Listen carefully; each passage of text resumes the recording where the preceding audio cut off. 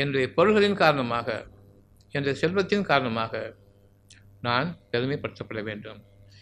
இந்த பெருமைப்படுத்தப்பட வேண்டும் என்ற அந்த எண்ணத்தை நாம் நீக்க வேண்டும். மாறாக மற்ற மனிதர்கள் முன்பாக எனக்கு கீழாக நான் பார்க்கக்கூடிய அந்த ஒரு சூழ்நிலையில் வாழ்ந்து கொண்டிருக்கக்கூடிய மக்களை பார்க்கும் பொழுது எனக்கு இரக்க குணமும் பணிவும் வர வேண்டும். என் நிலைமை என்றுமே தாழாது. அவர்களுக்காக நான் என் செல்வத்திலிருந்தும் உதவி செய்வேன். அந்த செல்வத்திற்கு நான் கொடுக்கக்கூடிய அந்த உதவிக்கு பிரதிபலனம் எதிர்பார்க்க மாட்டேன். திரும்பவும் அதை வாங்கவும் மாட்டேன். நான் கொடுத்ததை வாங்கவும் மாட்டேன்.